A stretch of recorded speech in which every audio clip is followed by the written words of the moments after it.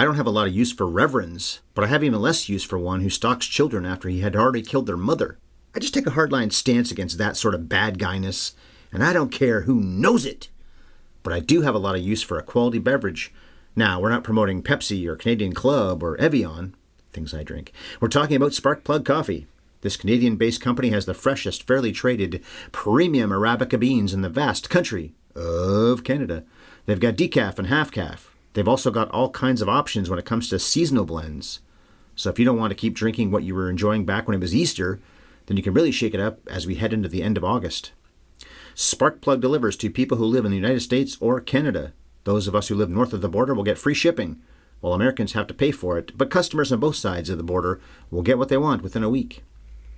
Taking your young sister by her hand and running from a madman basically means you have your own little club. A club of two. Well, Sparkplug has an autopilot coffee club. A club of a lot more than two. Being a member gets you perks and deals that some hypocrite with knuckle tattoos probably wouldn't be into. Because he's a bad man. And you good members will save money on every order. You can even customize to get your orders when it suits you, which helps to prove that this is not a Coffee of the Month club that sends you things even when you don't need or want them. You can even pause or cancel anytime. Now, the Harper kids couldn't do any of this because they were busy running for their lives, but they also lived long before the internet was a thing. For those of us living in the now, live in the now. How's that go again, Dana Carvey in Wayne's World? You'll never afford it. Live in the now. Anyway, we can go to sparkplug.coffee/HYES. Our HYES promo code will save you 20% off the very next order you make. Okay, holy men and holy women, now that you know all about this great hot beverage, you should know what we think about this oddball chase movie. Bev, do that thing. And action.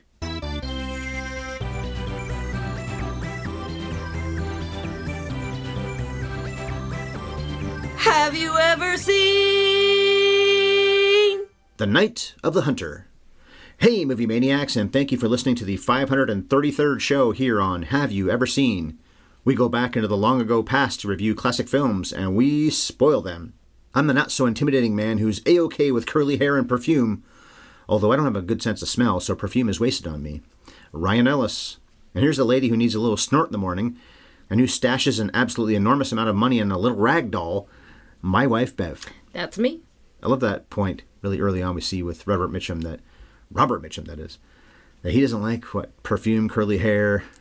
Such a misogynist. We don't Jezebels, yeah. We don't even need to see what happens after that to know that he doesn't like women. It's not like it's something we find out 25, 30 minutes in. We know right away. His contempt even for sex. What was he doing watching the exotic dancer in the first place? I think it's very possible that he is impotent. That would make sense. That's a good guess. Why does he not have sex with Shelley Winters on their wedding night? Probably her highlight in the whole film. Why else would he passive-aggressively imply that she's perverted for wanting to sleep with him on their wedding night? To protect himself and his own ego.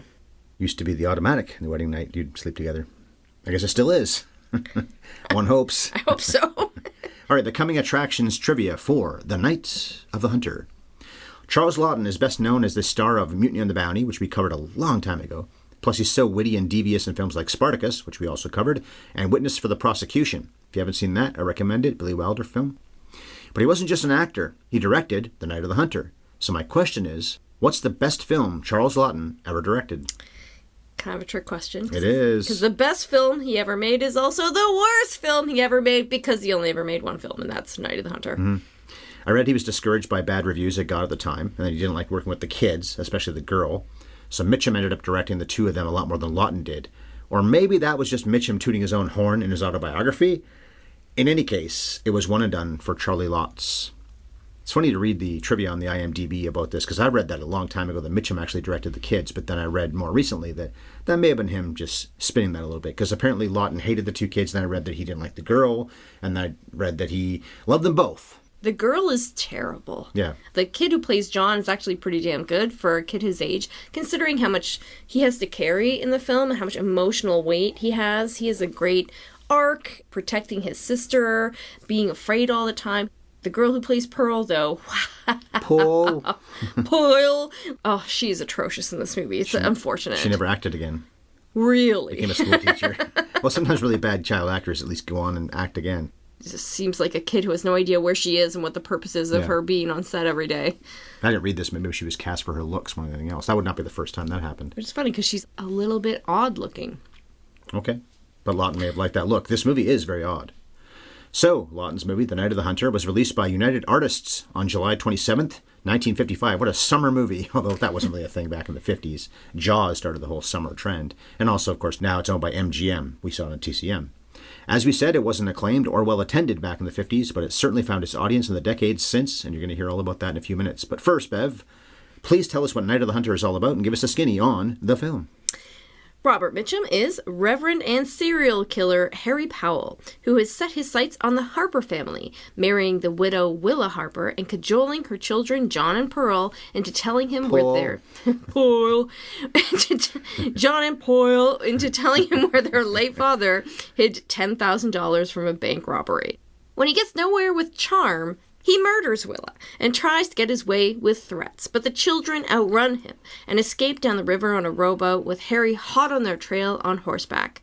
When the kind, no-nonsense Rachel Cooper encounters the starved and desperate Harper children, she adopts them into her family of orphans and stands up to Harry when he catches up with them in an all-night standoff that ends with Harry's arrest and imminent execution.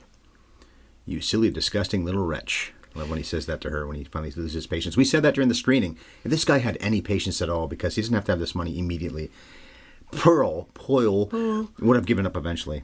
She almost does a few times because she believes that their stepfather actually does like and love her. Yeah, and she wants his affection. She falls for him right away. All the women in the film seem to fall for him right away. I guess the implication... Icy Spoon, who's Willa's boss, is immediately won over by him, and Poyle loves him right away. But the men around him are suspicious. I guess the implication being that, well, he's handsome, so girls are going to be a little easier won over than men are. Women are dizzy dames, too, don't forget. Well, Willa certainly... I do love Shelley Winter's performance. She makes several bizarre choices.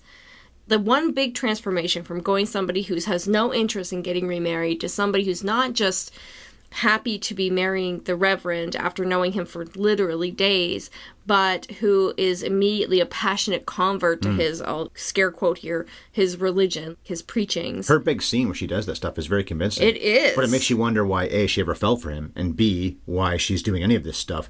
I could see that being a great progression, and I like the fact this movie's really taut. It's 92 minutes, I think. Could have been an hour 40, though, and you get a little bit more Shelley Winters, who'd already been established in A Place in the Sun. We covered that a long time ago.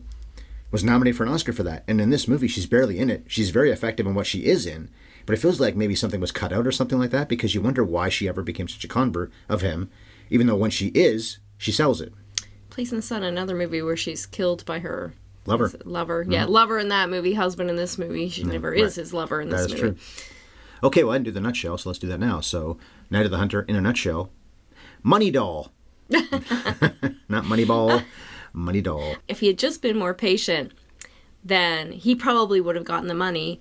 But also, from John and Pearl's point of view, well, John specifically, if he had just given him the money, then he probably would have spared their family. No. Yeah, actually, you're right. He wouldn't have. He would have killed them. One of the nutshells, I had something like 3 or 4 of these a few days ago. One of them was going to be The Stepfather. Of course, he is the stepfather, I know that, but there have been 2 movies called The Stepfather. Terry O'Quinn did one in the 80s, and then, who was that? Not a big star, but a guy you'd know if I thought of his name right now. Did a remake in, I think, the 2000s, maybe 20 years after the original one. And I think both versions are about the same, which is this guy just convinces a family, well, a woman at least, that he loves them, and then when he gets tired of them, he slaughters them.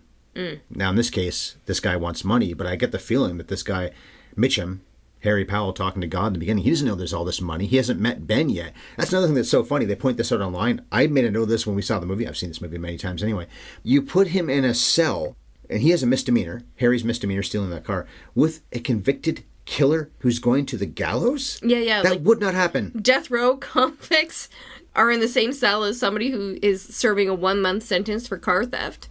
That's a real stretch. Well, maybe the movie is implying that God does want him to murder widows. He put him in the path of the Harper family. The everlasting arms. Okay, well, there are a lot of plaudits for this movie. Let's get through them right now. 93% of Rotten Tomatoes critics like the film. 9.1 out of 10 is the average, and there are 83 reviews on the site and 90% of audiences. This film was entered into the National Film Registry in 1992, so only, 3-4 years into them doing that? Along with Adam's Rib, which I covered a few months ago, or weeks ago, whatever that was, Annie Hall, The Birth of a Nation, Bonnie and Clyde, Double Indemnity, The Gold Rush, Nashville, Paths of Glory, and Psycho. All 9 of those titles can be found somewhere in the archives of this podcast. Good company. Also, we talked about Gene Dealman last week, number 1 on the Sight and Sound list last year. This is also pretty revered in the Sight and Sound, especially last year. Yeah, it's climbing. It was 78th in 1992. It was down to 112th in 2002, back up to 63rd in 2012, and 25th just last year. Wow. Another film that probably benefited from a Criterion release. Probably, yeah, you're right. It's 34th, or was 34th, in the top 100 thrills, the AFI that is. It was 29th on the AFI's top 50 villains, so, of course, Robert Mitchum as Harry Powell. Mitchum, by the way, as Max Cady and Cape Fear, the original one, with Peck, was 28th, so back-to-back Mitchums. And it was nominated for the top 100 quotes, which is Harry Powell's right-hand, left-hand speech. Radio Raheem does the same thing and do the right thing, almost verbatim. The top 100 songs with Leaning on the Everlasting Arms. And the 1998 and 2007 AFI Top 100, so the main lists. And I think all 4 of those could have made it too. So it made 2 lists, and it could have made 4 or more. The song, I know it wasn't an original written for the film, but one of the best uses of diegetic music in any movie He does the right-hand, left-hand thing 3 times. Once for John, and I guess maybe Paul. Another time somewhere in there, and then he tries to do it for Rachel at the end. And also the singing is probably more than 3 times, but same idea, which is spaced out. Whenever he's tracking them, or then again when he first comes to town, he knows they exist, he hasn't met them yet, but he just seems to know where they are. He's singing, John hears that, and I think he sings it at least twice more. A great tune. It's the song of somebody who is convinced that he has God on his side. Maybe my favorite scene in a movie that has a lot of scenes I could call my favorite. At the end, when they're having that standoff, that quiet kind of Cold War standoff, where Rachel is sitting on her porch with her shotgun, like in this almost Grandma Moses with a shotgun pose. Yeah. Whistler's mother with a gun. Whistler's mother, sorry, not Grandma Moses. And he's sitting outside, and he's singing, and she joins him, and she starts singing with him, and they're doing this beautiful... She's not a hypocrite, she's religious too, though. She really is Christ-like. She actually is doing God's work, and she's this great character, this stern, no-nonsense, but such a big heart that she takes care of these kids, and you just know they are truly saved in every sense of the word. If you're a religious person, you can say their souls are saved by her, but also just saved from trauma, saved from starvation, saved from loneliness. They have a family with her. It's quite beautiful. Well, we saw this movie not that long ago. Have you seen it before that? Is it just twice now? Or I saw it like a year ago. It was just on the list of movies that I've been meaning to see forever. I feel like it was in this house that we're living in now, and we haven't lived here for 2 years, so it's been the last 2 years that I've seen it. We just said the AFI loves it, and certainly Sight and Sound does too. You just admitted you like it a lot, but Go ahead. What do you think? I mean, it's a great film. It's so haunting and weird, and Robert Mitchum creates this outstanding, menacing villain. I couldn't agree more that he should be placed on the greatest villains list for this. And the whole film lives in this world in between reality and fairy tale, this child's eye view of a terrible memory. And it could all play as both an authentic story of a desperate killer looking out for himself during the Great Depression, or an allegory for the fight between good and evil. The second viewing was really rewarding, and I like it even better this time around. We talk about Oscar nominations that movies don't get. I didn't say anything about it ago because it didn't get any. But the very least it should have gotten was the cinematography by Stanley Cortez. And the production design. He had this really unique vision here, these sharp angles, high contrast. It looks a little surreal, it's minimalist, and it's strange. It's like a nightmare, right? The bedroom could pass for a chapel. Is it a bedroom? Is it a church? The riverbanks are teeming with these creatures that seem to be shepherding the children to safety. It's so bold, it's really interesting, and it's truly communicative to the audience. Everything serves that theme of the menacing tone and the fairy tale aspect of it. If I can pull a Werner Herzog on you there with the nature, animals and everything, watching this, they go by. Well, they're actually maybe waiting for these kids to die. They can eat them then. Well, you know, she's singing that other hymn that's famously used in this film. Poyle is singing the Pretty Little Fly, which is this rather haunting tune about this pretty little fly, and then it flies away, these pretty little children, and then they fly away, kind of like the fleeting nature of beauty or love. One of the beautiful shots is they're floating down the river, is they are framed behind a spider's web, so singing about a fly going by spider web, are they going into a trap? So yeah, you're right, you could say that nature's also protecting them in this moment. They're safe from him as long as they're in this boat and they're floating down the river, but nature could care less if they live or die. Nature isn't what saves them, ultimately. Well, it's funny to think about Harry, too, because why does he keep finding them? How is this possible? Well, A, this is an allegory or even just a nightmarish fairy tale, but B, they're on a river. This isn't a highway where they've got some kind of car that can go anywhere they want to, or even just walking. If they're going to keep on following this current, he can follow the river no differently than them. He stole that horse. He just follows the river. He eventually finds them. It's not that shocking that he could pull that off. But it also does give him this superpower aspect. Many movies came to mind when I was watching Harry this. Voorhees. Yes. Yeah. Jason Voorhees, the villain in It Follows. Anton Chigurh. Yeah. For sure, the Coens love this movie. There's so many references they pull from him, starting with The Dude Abides. There's a pretty The Children Abide. The Children Abide and The Dude Abides. There's lots of frames in it that look like they were pulled directly and copied in Oh Brother, Where Art Thou? And the whole notion of using church music to be the soundtrack to your film, very heavily used in Oh Brother, Where Art Thou? That movie's clearly very influenced by this. And you can just tell that it has their same weird tone. There's something about the tone of this film that feels so much like a Coen film. This isn't funny, but otherwise I can see what you're saying. And they make films that aren't funny as well. They make films that have very little comedy in them. Miller's Crossing. I'm sure I can think of a second one if you give me a minute. Well, No Country's not really funny. Yeah, No Country. It's got wit. Yeah, but it's not really a funny movie. And Anton Chigurh is the same kind of villain. Merciless, bloodless. If you were to call either of these characters the devil incarnate, I think that would resonate with people. And many people have called Harry Powell the devil. I would even say he could be like the big bad wolf, this mythic villain that isn't really human. Yeah, we talked about the AFI villains list, which was early 2000s, I think. So you could not have nominated Anton Chigurh anyway, nor could you have nominated the Joker, meaning the Heath Ledger version from The Dark Knight. I believe Nicholson's version did make it. But if you redid that list right now, you'd probably have to include both of those villains in there. Oh, yeah. And it'd be nice if Chigurh was right beside Harry Powell. What about the title? The chase is over many nights, and Harry's more of a stalker than a hunter. Okay, I'm splitting hairs with that one maybe, but the Night of the Hunter? Yeah, the name came from the book, because this was based on a popular novel.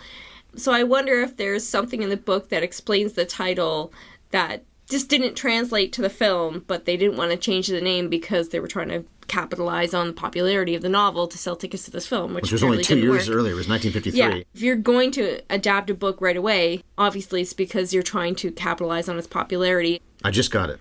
Okay. The hunter is actually Rachel. Because when she shoots him with the bird shot, and he shrieks. We talked about this a few months ago in Death Proof, when Kurt Russell is whining and shrieking. One of the best things Kurt Russell ever did in his life was have Tarantino direct him to be a whiny little baby when he shot. Hey, I would probably be the same, but I wasn't playing a tough guy earlier on who could handle anything, a stuntman and all that kind of thing. That would line up perfectly with the little thing she says late into the night, and she witnesses an owl come down and snatch up a bunny rabbit. Yeah. And the bunny rabbit makes these terrible noises. You know that it's lost. And the hunter has achieved its goal and killed the bunny rabbit, and she says, oh, the world is a hard place for small things. She's the hunter. She's the hunter. That's a good way of putting it. It's the night of the hunter. It's her night to sit there and wait for her prey, and her prey is the devil. He screams, I like that. Screams like a little girl. Yeah, she's the owl in this scenario. One of the reviews I read about this film called Pearl owl-faced. And he said she was cast for her look, and maybe that's it. She's one of the hunters, even though she's a total naif. She falls for everything. Well, as for the star of the movie, even though he's definitely a supporting player, Robert Mitchum, we've only ever covered him once before. It was in Scrooged, where he has a small role as Bill Murray's boss. I guess, like the Stepfather movies, he's killed, and he's coming away from it justifying to himself, well, Lord, you put me where I needed to be, and I did all these things. We don't see them, but he probably just killed a woman. Well, we see the dead woman in the cellar. The kids find her. There's a strange, mysterious opening shot where all these children find, and you just see a leg, but the implication is pretty strong. They never have any additional explanation, so we're meant to assume that he killed that woman. Maybe that's her car. Well, he gets picked up for stealing the car, although you think he'd be picked up for the murder, too. But anyway, he uses his phony morals as an excuse to hate and to kill. Does that sound familiar? Well, the church hated this movie, and I wonder how much of that has to do with the hypocrisy of a lot of people who claim to be speaking for the Lord. Mm-hmm. We've learned in the last many years that they don't at all because, A, child abuse with the Catholic Church, and then their hero, Donald Trump, being their hero at all. Hypocrisy in a big way. Or the people that hate gays. That's not Christ-like. That's not Christ-like, yeah. Behave Christ-like. So Harry does really translate to the modern era. He's a very modern villain. And I said already in the intro that he hates curly hair and perfume. He does say that, but then you see him watching a show because I think this is another thing this movie's influenced, and that's Scorsese with Taxi Driver, or even Paul Schrader writing Taxi Driver. Why does De Niro's character keep going to porn theaters and also, well, he does say he'll work anywhere, so he has to work in Times Square. But Times Square in the 70s was a cesspool of sex and porno theaters and all kinds of immoral things, if you want to call them that. And yet he keeps on going there because he's drawn to something that he hates. And that seems to be the same thing going on here with Harry Powell. Ben Harper, Peter Graves, who I covered a few months ago in Stalag 17, stole $10,000, which is a lot of money in the 50s. 30s. This takes place during the You're Great right. Depression. That's right, yeah. The Depression. That's true. And somehow gets all that money into Pearl's doll in a matter of minutes or seconds. You could say that there's been time compressed and that's how you get the money into her doll. But still, how that all fit in there. But it's a pretty good reveal. Time has passed since he supposedly hid it for them. You got to swear on your life and your sister, and they're going to take me away. But you got to make sure you swear, John, and swear, Pearl. You'll never say where this money is. And we don't find out for a while where it actually is until she's just playing with it, taking it out of her doll. Cutting it into paper dolls and stuff. Ruining some of those bills, which apparently is not American money, by the way. I think it's supposed to have been that they got some kind of pesos or something like that. And are pesos bills? Anyway, I read that that's real money, but not American money. It is important that he forces the kids to promise never to even tell your mom where this money is. That's the real motivation for why John doesn't want to share this secret with Harry. He could at least be convinced that it would save his family at some point through this whole ordeal. Even though we're saying it probably wouldn't. No, it probably wouldn't. But John shouldn't think Harry that way. Harry kind of likes killing people. When he kills Willett, it doesn't feel like it's strictly necessary at all, except to pressure the kids. And like you said, a little bit of patience. Pearl is going to crack. There's just no way that she is going to manage to keep this secret for much longer. It's funny, too, because Harry, I guess he's a sadist, but he has what he wants in some ways. He has a bed to sleep in. If he is afraid of sex or he's impotent or he does hate her because she dares to be a woman, well, you've already told her you're not going to have any sex, and she seems to be listening to you. And she's easily manipulated. And she's converted to what you want her to do when it comes to that stuff. You so have that's a town of people that seem to worship him as well. Yeah. So, yeah, I see especially. The kids may be a bit of a pain in your behind, but that's not that big a deal. So even more so, why aren't you a little bit patient? But I guess that's part of the great way this character is drawn, is that he has all these things he should want anyway. Even if this was a matter of saying, okay, well, I can't get money out of this woman, although that's why he went there, because he found it from Ben that they have this money. Also weird that Ben would tell him in the first place, because he knows this guy's in jail for a matter of weeks. He doesn't know he's a killer, doesn't know what this guy's all about, but still, if he was also on death row, what do you got to lose? But when the other guy's going to get out of jail, okay, whatever. But I just like that, actually. Harry's so, not stupid, but impetuous and, in a lot of ways, dumb. He makes dumb decisions because, like you said, he's impatient. And if he just had a little more finesse, he could pull off so much. He has this charisma, obviously. People are dying to follow him. Which I kind of didn't buy as a viewer because he's so menacing to us. I guess every time he appears on screen, we have the foreboding music and the way he's shot and the way that he performs it with that smirk and threatening style of everything he does. So it's hard for me to believe as a viewer that all these women are fawning over him and believing everything he says. Icy especially. But what about the right-hand, left-hand battle? So he introduces that to John. I see you looking at my knuckles there. Well, let me introduce you to the battle of right-hand, left-hand.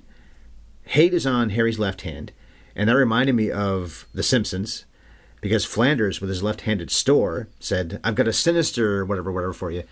And by that I mean left-handed. Yeah, the word sinister literally means left-handed.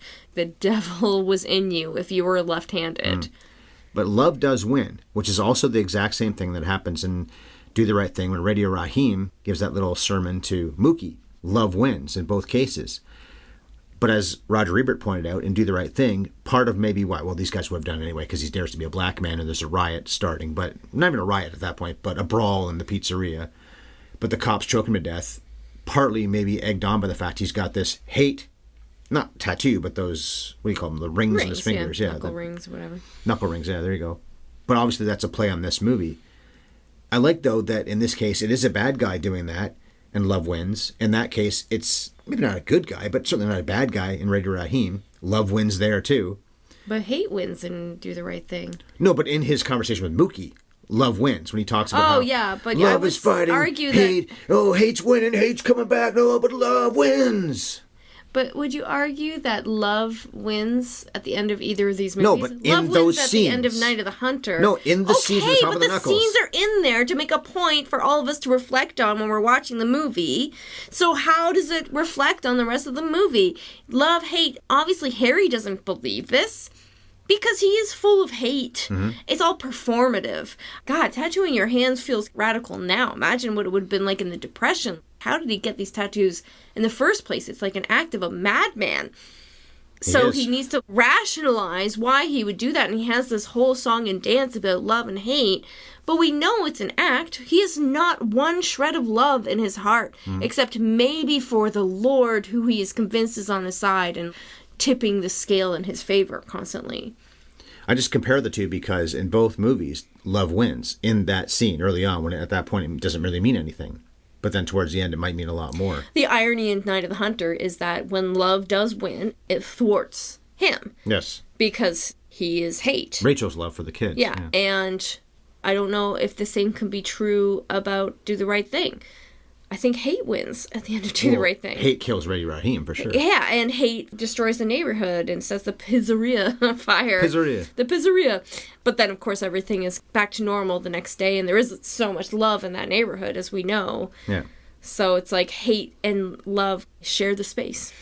Well, we're both cynics, and we don't really believe that love's going to beat hate in our world, because the more we see as the days go on, the more hate seems to win. We just can do our best.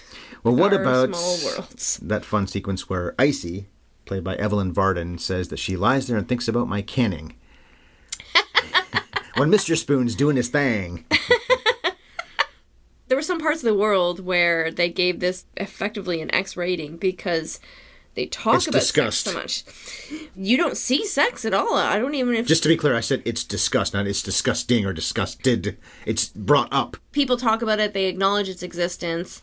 She says, I think about canning, but she's also fanning herself. Oh my God, the handsome reverend. Yeah, she wants him, I think. Yeah, but totally. Then at the end, she is the lead.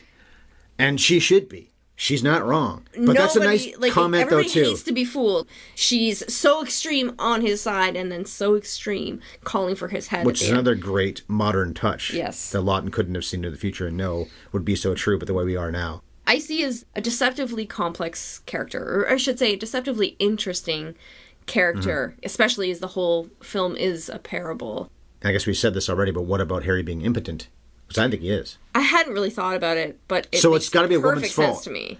The curly-haired girls don't do it for me, so they're the devil. Yeah. Perfume doesn't do it for me. That's the devil also. That's the real reason he hates women so much, because he can't get it up, so that makes him less of a man, and then his inadequacy he takes out on them.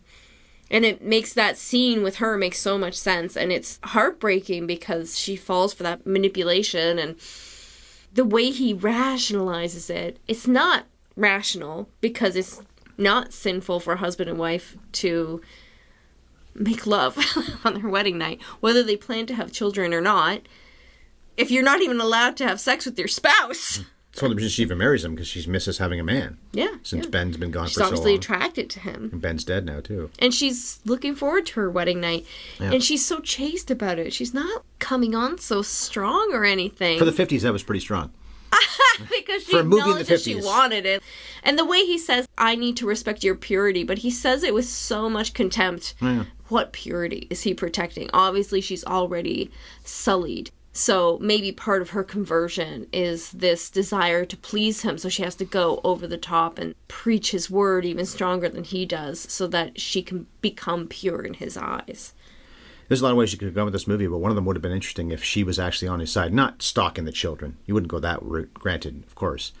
But maybe there's no chase, and maybe it's that she's on his side enough. We see this, or at least hear this all the time in real life, where a stepfather usually, not stepmother so much, but they convert the blood parent, and then the kids might not say anything, or maybe they do say something, but the real parent is not hearing it. In this case, Will is dead before that really ends up being that big an issue. It's a little bit of a thing here and there about, oh yeah, the money.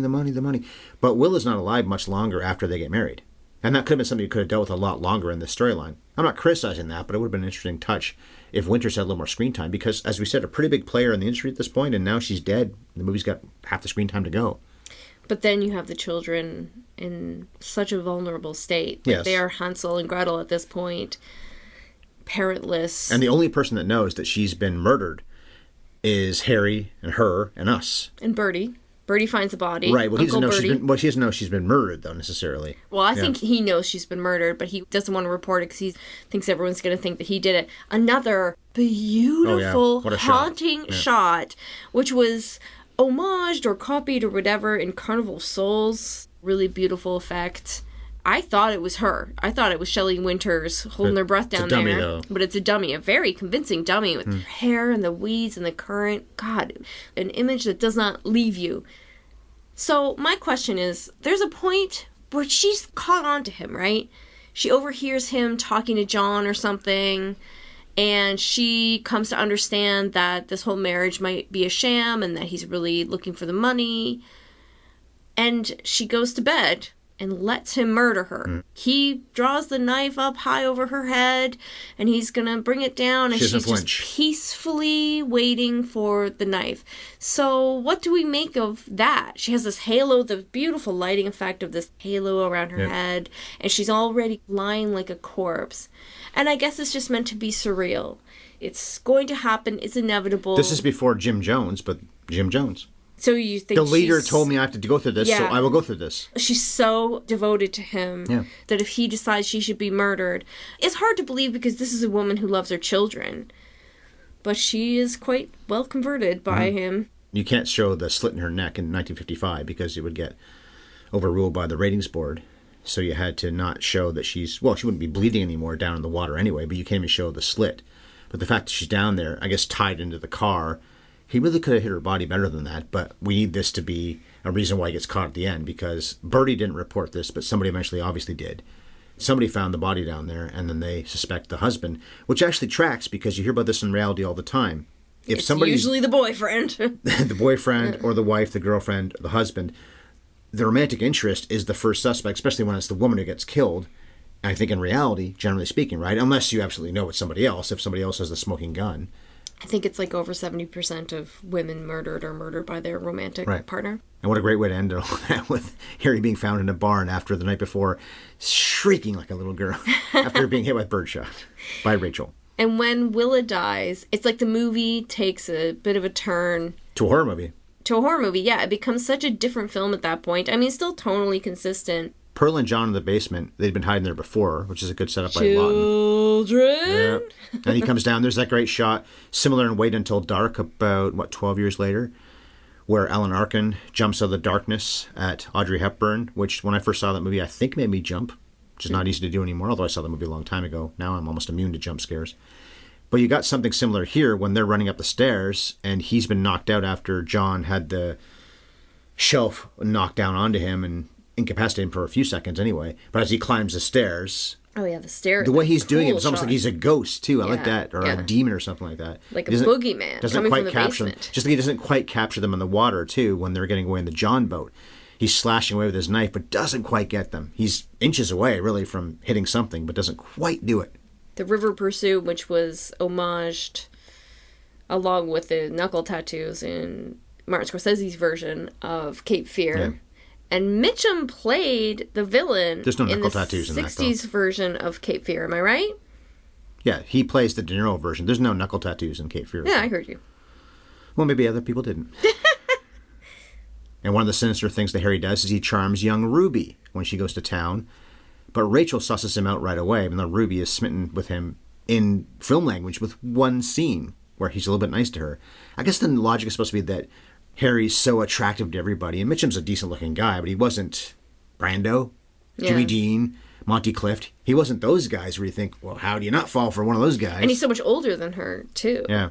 Now she's being pursued by these teenage boys she's clearly not interested in, but here's this mature fella.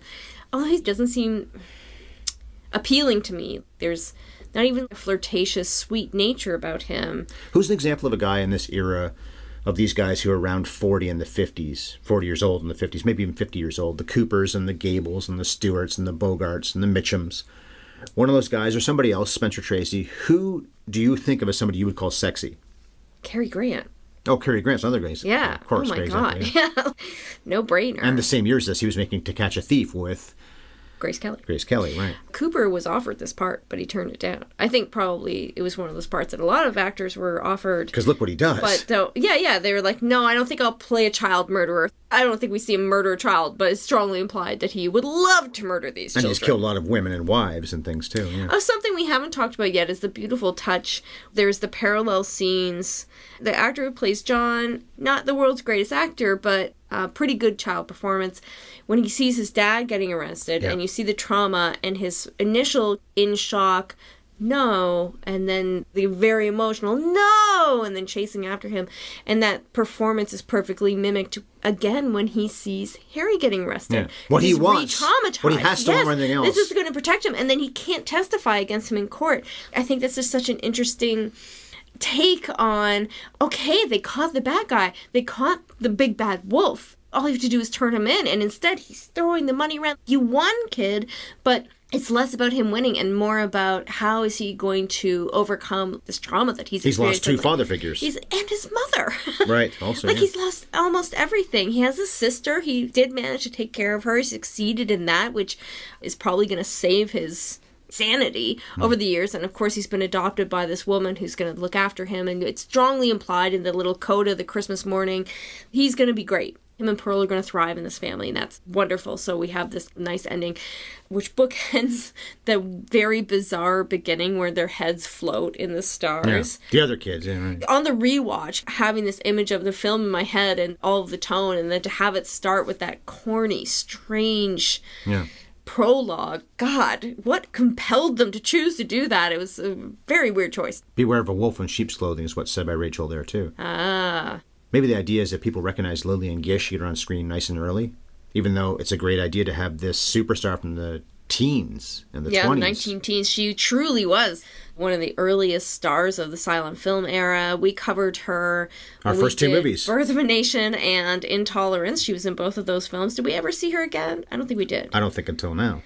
But she does steal this movie. She's pretty terrific at the very end. Her character's so great. We see her in the very beginning, we just said, but most of the time is at the end, and she is probably the best thing in the whole film. You can't steal this movie from Robert Mitchum. Mitchum's the best thing in the whole film. Let's face it, this movie would be nothing without his performance. He really... Cooper was a good actor, but he was also pretty wooden a lot of the time. They were lucky to get Mitchum over him, for sure, and maybe over almost anybody else they could have gotten. He makes some very gutsy choices. He said that he played it in a Brechtian manner, which is to imply that there's no attempt to trick the audience into forgetting that they're watching a movie. You'd rather play it big, you'd rather draw on archetypes, you chew the scenery and you make it interesting and you make your statements, and you have no interest in making a performance that's authentic. That would be the Brechtian style. I like what I heard recently from Tarantino. I think it was maybe in his podcast. I haven't heard one of those episodes in a while, but it was one of those, I think, where somebody made that point and he responded with the whole thing about, you forget you're watching a movie. I know I'm watching a movie. I'm in a movie theater, or I'm in my home theater, or I'm watching it on television. I'm not an idiot. I know I'm watching a movie. This whole notion of you forget you're watching a movie, or you don't want to be reminded you are watching a movie. But that's what you're doing. But it's like shorthand for a movie that's so naturalistic. So a great example would be Dog Day Afternoon. That is a film that, of course, you're never going to forget you're watching a movie. But you feel like you're watching a documentary. At times in that film, you forget that these are actors. You forget that this is a scripted drama that you're watching. It just feels so authentic that it feels like something that must have happened in real life. But that feels real, and this is never trying to be all that real. No, it's all very child's exaggerated nightmare. for effect. He's constantly reminding us, this is a parable. He's not a real person. Yeah. And all I can offer at the end to Rachel for a Christmas gift, because the other kids have offered gifts, is an apple and a doily, and that's the richest gift, according to Rachel, who does also say, the children abide, just like the dude. I don't know about you, but I take comfort in that. It's good knowing they're out there, the kids, taking it easy for all us Mitchums. So Mitchum, Mr. Cool, also Mr. Drunk. Reading about this movie on the IMDb and Wikipedia, I had such conflicting feelings about his work in this, where he was a pain in the ass and he was showing up drunk and they were delayed by that. How Laughton worked with him, how he didn't work with him, how he worked with the kids. I don't know what the real truth is. We already talked about some of that in the beginning of the podcast. But he was Mr. Cool back in this era. He was arrested for pot, I think the early 50s. I like him a lot. I've seen him in a lot of movies. This is one of the best things he ever did. He was only ever nominated for one Oscar. I think it was in the mid-40s for some war film. Apparently this was a favorite of his own films, and also Laughton was his favorite director. That may not be true, but I read that. And also, I love this piece of trivia. I remember this vaguely, but I didn't know it was this specific. He died one day before Jimmy Stewart did, in 1997, July 1st and July 2nd. Shelley Winters was in A Place in the Sun, Poseidon Adventure. We covered that late last year, and also was uncredited in Red River before she was, I guess, all that well known. We just talked about Gish being in The Birth of a Nation and Intolerance, and again, excellent in this performance. Billy Chapin mostly did TV. He's John. He lived nearly 50 years after his last TV role, though, so he didn't really act all that much. Sally Jane Bruce, her only movie, went on to be a teacher. She's Paul. James Gleason, who is Bertie Steptoe. We covered him in The Bishop's Wife last December. He's the cab driver that skates and all that stuff. Yeah. So well, he doesn't skate. His stunt double skates. That's true. Also true about Cary Grant. Not much skating for Cary Grant, mostly the stunt double. So Laughton never directed again, but he did act in Mutiny on the Bounty, where he was awesome, and Spartacus. We covered those a long time ago. But this movie is so well made considering he was new at it. We see a lot of wobbly, by the way, but still helicopter shots early on, which I think was pretty unusual for a 50s film, not a giant budget not also. something that looked familiar to me when you look at a movie from that era. So you get a helicopter shot, but it's before still. gyroscopes were. Exactly, yeah. Great use of shadows. It was pointed out online. I wrote the word iris, and I read online all the time about how it hadn't been used in something like 30 years in the movie. Oh, wow, really? When you see the two kids in the basement. I know the exact shot you're talking about, yeah, which was his homage to all the silent films that he watched, because he intentionally wanted to replicate the style of a silent film, and he watched all those old German expressionist films. He watched Birth of a Nation, D.W. Griffith, part of the reason why I'm sure he cast Lillian Gish. That's so funny. They hadn't used it in 30 years. I feel like that may not have been true, or maybe 20 years. But it was just that unusual to see in a film. Yeah, when people talk about audiences could not abide this film, they all called it really weird, way too arty. It's weird even now. It is weird even now, but I think this film, if it was made today, would just be an A24 horror film. There was no place for that kind of movie back then. Now there's an appetite for that. Audiences had to find it. It became a cult film. There were many screenings. You didn't have to wait for that Criterion release. People right away did love it, and there were these screenings that people would go to. Also, Children in Danger in the 50s was probably a big anathema. It became the thing in the 70s.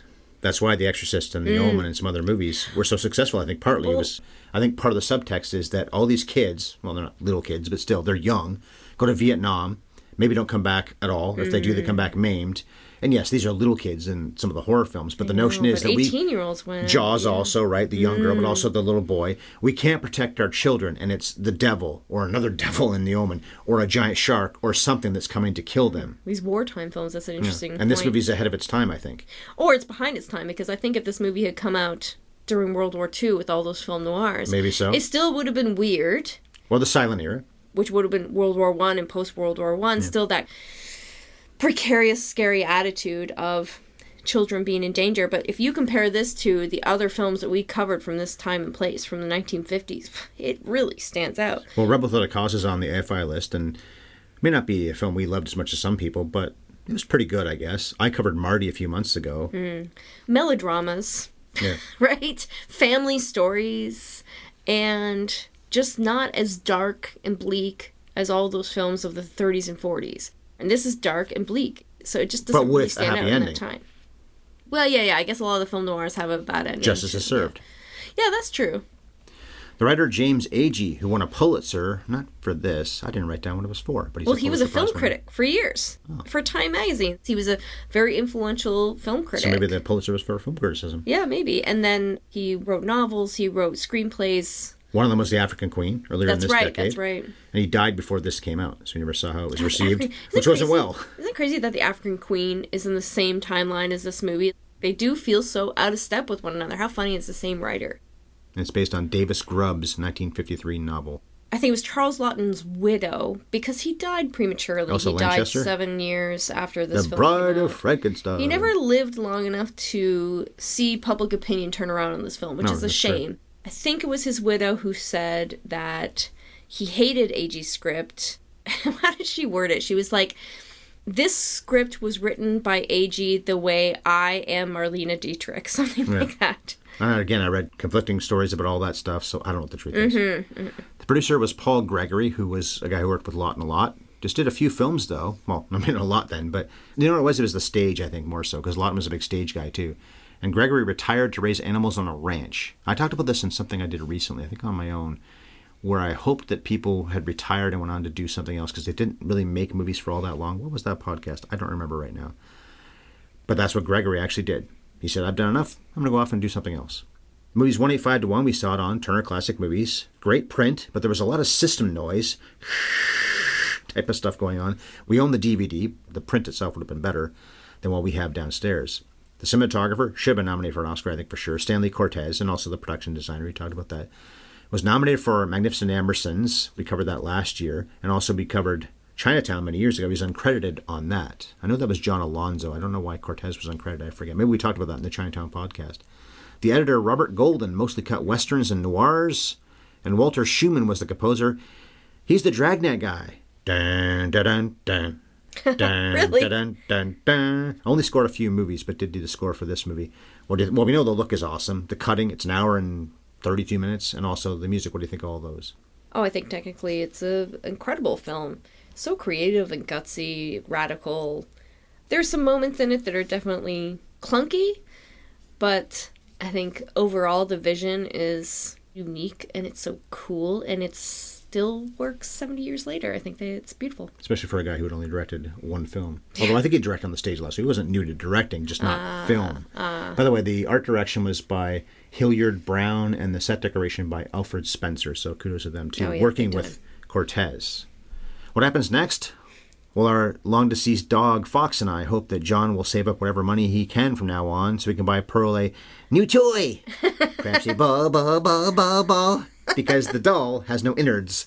The doll is no more. Maybe a ball. Okay, that was Night of the Hunter, so last thoughts on the film.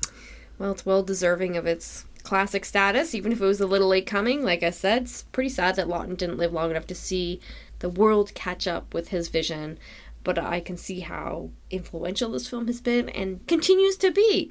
A film we covered recently, Promising Young Woman, has a few references, direct references to this film, and uses the same hymn that Pearl sings in the boat. This isn't that hymn, but leaning, leaning. I think I read it's not Mitchum singing that, but it does sound like Mitchum's voice. Oh, I thought that was him. Maybe I misread that. Beautiful voice. I'm telling you, this is one of the most confusing IMDb Inconsistent. and Wikipedia, yeah, there you go, reads I've ever had, where I felt like, here's the story about this movie. No, Mitchum felt that way. Here's the story about how Laughton felt. No, he felt that way. So I probably misled people. Because nobody asked him at the time. This is what happens when you give people decades. But somebody's biography, I know I told you this story before about John Huston. Somebody said to him about his autobiography, great book, John. Who's it about? Maybe Mitchum was the same. Memory is fleeting. So it's such a compelling movie. Mitchum's a wicked bad guy, and I can see people being truly unsettled by his performance. He does have some true horror movie moments, too. From the basement, reaching up at them, almost getting them in the boat. Singing, sitting on the stoop in the front. That's about as haunting as it gets. And when he first comes to town, and John sees a shadow, which is irrational because from that angle with the light, he shouldn't, but this is not real.